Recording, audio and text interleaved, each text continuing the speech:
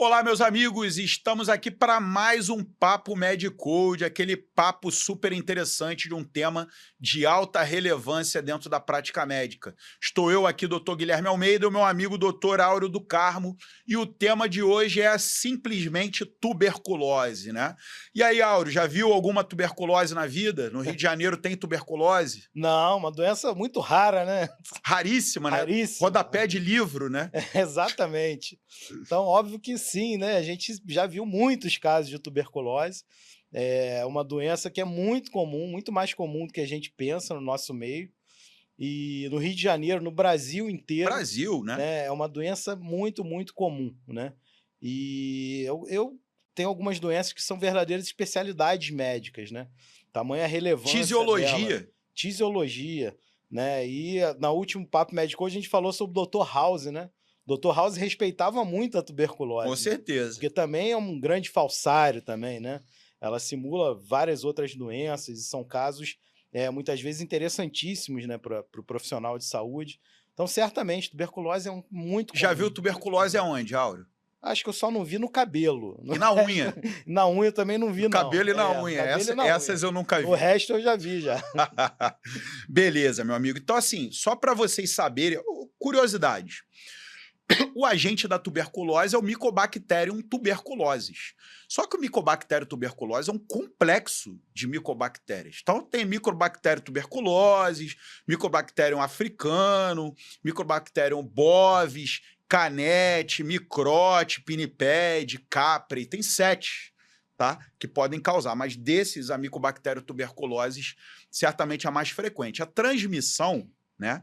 Ela tem que levar em conta o seguinte: o ambiente. Se você está num ambiente aglomerado, fechado, com pouca circulação de ar, pouca exposição solar, tipo um trem, ramal Japeri, lotado, a probabilidade de você pegar tuberculose é maior, lógico.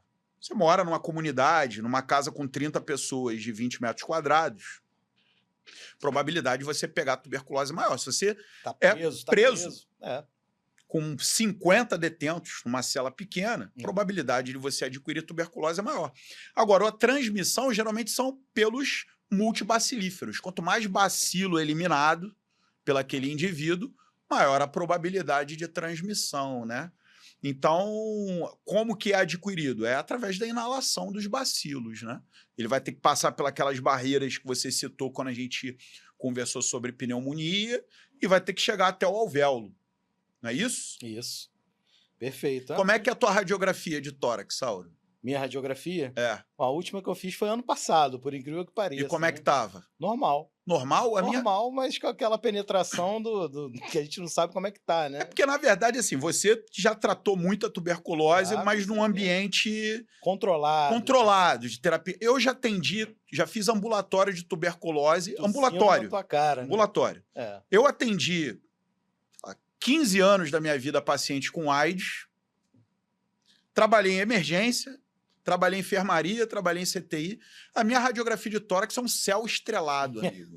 Esse céu estrelado, esse céu estrelado é o seguinte: quando você inala o bacilo de Koch ou Mycobacterium tuberculosis, ele vai chegar no seu alvéolo, vai começar a se multiplicar, e vai se disseminar por uma disseminação linfohematogênica.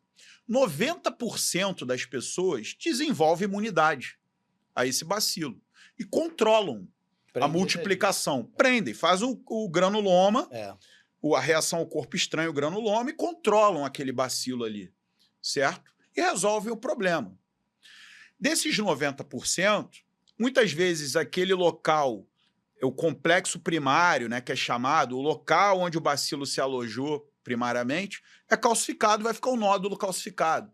E às vezes faz uma adenopatia perilar que também calcifica, que a gente chama de complexo de Rank, né? E o nódulo de Gon é o nódulo calcificado. Então, não é incomum na população nossa e de nós médicos você achar lá pontinhos calcificados de contato com a tuberculose. Você não tem. Não tenho. Agora, 10% não desenvolvem essa imunidade celular, por algum motivo. E aí, naquele primeiro contato com o bacilo, a doença vai progredir, é chamado de forma primária, né? E a forma primária é a meningite tuberculose, a tuberculose miliar, a adenopatia da tuberculose e o derrame pleural da tuberculose. Podem acontecer. Isso pode acontecer em criança, pode acontecer em imunossuprimido, né? Agora, o mais comum mesmo são essas pessoas que controlaram o bacilo e lá na frente vão sofrer uma reativação. Porque tiveram câncer, fizeram uma terapia imunossupressora ou ficaram com AIDS e tiveram uma queda da imunidade. Algum motivo aconteceu, a imunidade caiu e o bacilo reativou e voltou a se replicar e ativar a doença. Mas também, além da reativação, existe a reinfecção. Você está em contato toda hora, você está jogando com os 90%, 10%. Eu, até hoje, graças a Deus, segurou, sempre caí nos 90%. Mas tá lá, cheio de nódulozinho calcificado lá no pulmão, né, meu amigo? E aí, o que acontece? Quando é a reativação, né, geralmente é aquela forma cavitária, que é a caverna, né, aquele infiltrado, ou as formas extrapulmonares que reativam, pele, rim. Lembra aí de algum caso aí que você já viu aí de tuberculose interessante? Cara, muito comum, o mais comum extrapulmonar que eu via era ganglionar, né? É o mais comum. É o mais comum. Mas, E assim, pleural, porque pleural que não é pulmonar, né? E é o mais... eu acho que é o extrapulmonar mais comum, acho que é o pleural, né? É o pleural e o escrófula. E o escrófula. Os dois. Agora, os mais interessantes foram 2 casos, né? Um até mais relativamente recente, né? Recebi alta do CTI lá do Gafré, né? Como médico. Recebeu alta como Recebi médico. alta como médico. E agora estou na enfermaria de clínica médica, né? E recentemente a gente teve um caso de um paciente relativamente jovem, 28 anos de idade ou 32 anos de idade, negócio assim, com emagrecimento progressivo, né? Em 2 anos ele perdeu 40 quilos, né? E, assim, um aspecto de doente mesmo, né? Você vê que ele estava realmente hipocrático mesmo. E tinha nos exames de imagem, de investigação, ele tinha uma compressão extrínseca da segunda porção do duodeno. E aí todo mundo, é câncer, é câncer. Mas câncer em 2 anos? Que câncer é esse que não evoluiu, né? E era tuberculose. Tuberculose duodenal, né? E eu me lembro de um outro caso na residência ainda, fiz residência no Hospital da Lagoa, também de um caso de diarreia crônica, de um paciente também a mesma coisa, uma história parecida, né? Mais febre, sudorese noturna, febre perda baixa, de peso, importante, inapetência. E era uma tuberculose de ilho distal, cara. Agora, sempre que o paciente tem tuberculose, ele tem que ser rastreado para o HIV. Algum desses eram HIV? Não, nenhum dos dois. Os dois eram imunocompetentes. Imunocompetentes, né? E, assim, imunocompetentes e bem nutridos, e essa é a população que não é encarcerado, não morava em comunidade, nada disso não. Então, não eram grandes aglomerações. Então, acho que esse é um principal recado hoje. A tuberculose está aí, né? E pode contaminar qualquer um de nós, né? Nós, profissionais de saúde, estamos mais expostos, óbvio, né? Mas a população toda está exposta. Porque a micobactéria tá aí, cara. Tá no nosso ambiente. O clássico é a caverna, né? Pulmonar. É o clássico, a tuberculose pulmonar, tosse crônica, com expectoração, e hemoptise, e febre, sudorese noturna, tudo que a gente já falou aqui. Mas os 2 casos que me vêm à mente, assim, dos milhares que eu já vi de tuberculose, foi um que o paciente tinha febre, sudorese noturna, tudo isso, e foi internado por febre de origem obscura. Muito e o paciente era assintomático de outros pontos, né? Tirando esses sintomas inespecíficos, né?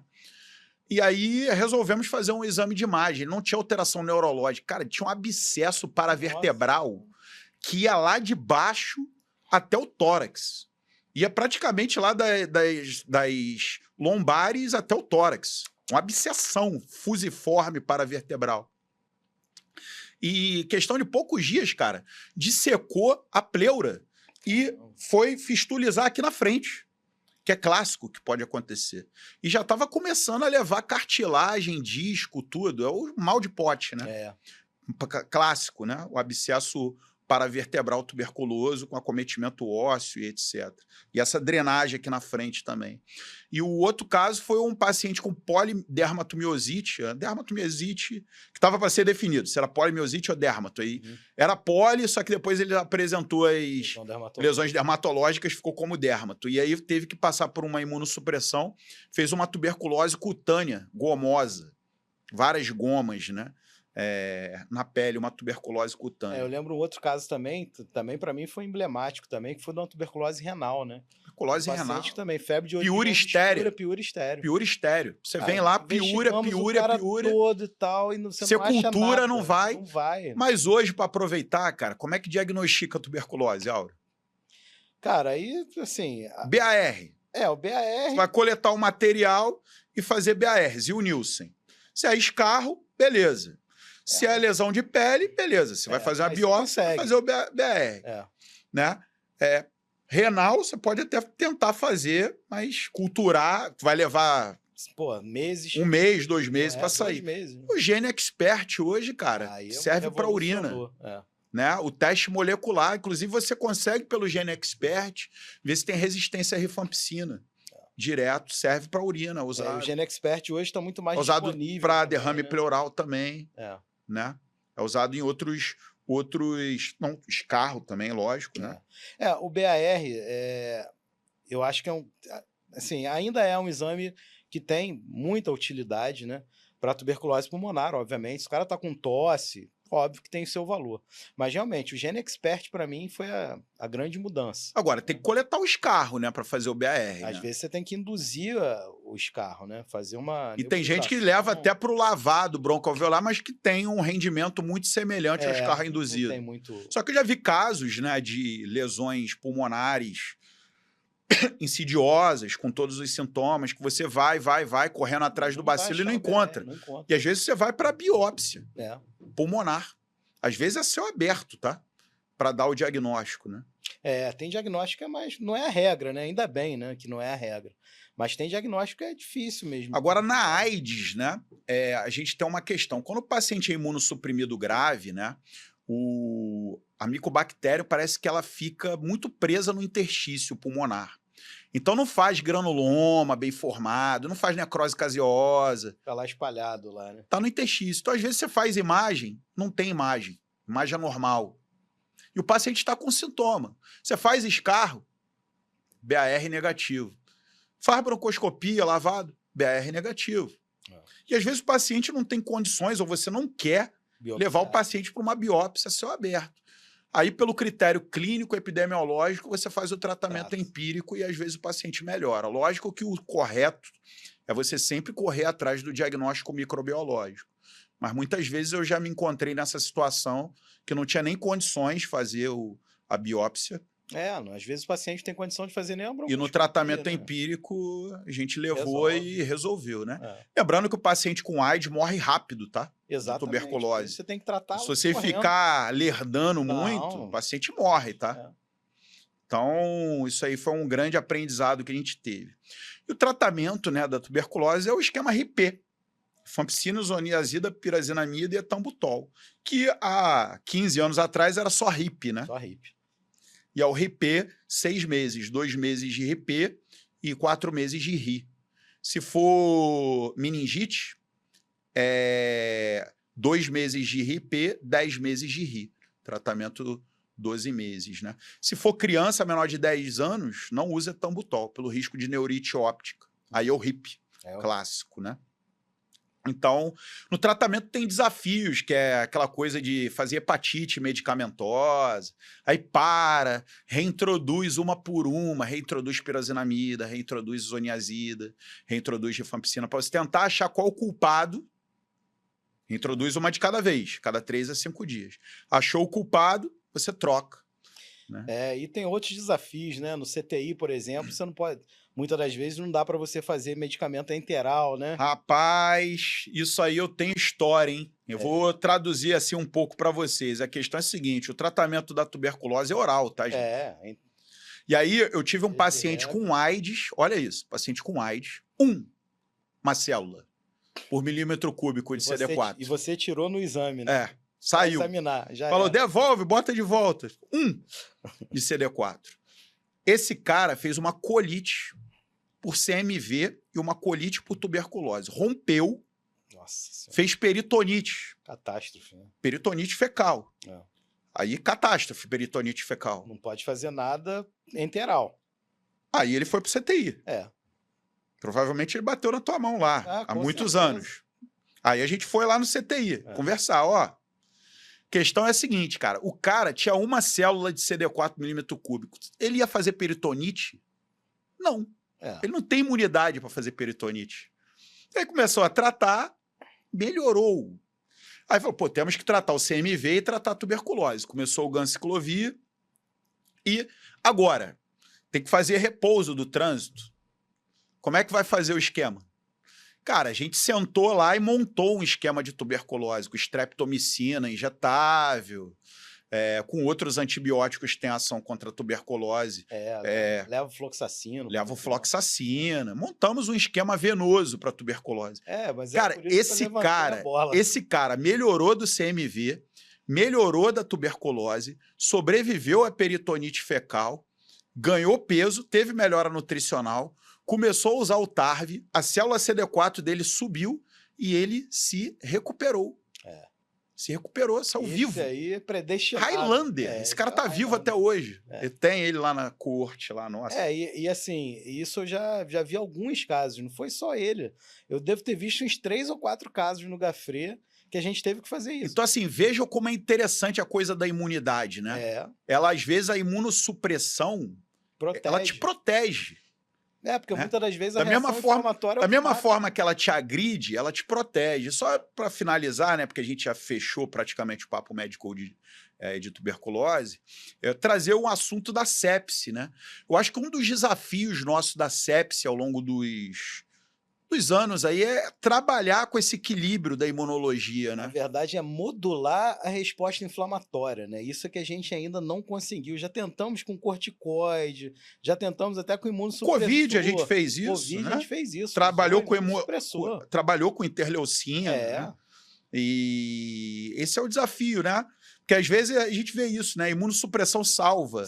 Mas da mesma maneira que ela te salva, ela que criou o problema, né? Ela acelera, às vezes, a agressão do agente. Então, isso é uma arte. A gente ainda não... Muitas das vezes, a gente não consegue ainda modular, né, a resposta inflamatória. Mas e o que você falou o tratamento venoso da tuberculose é pagelância avec elegância? Com certeza. mas deu certo. Pagelância com elegância? É isso aí. Da mesma maneira que a gente fez na Covid. Beleza. E aí, Áureo, queria falar mais alguma coisa aí sobre tuberculose? Satisfeito? Satisfeito. Lembrar só que é uma doença muito comum, né? E no Brasil, né?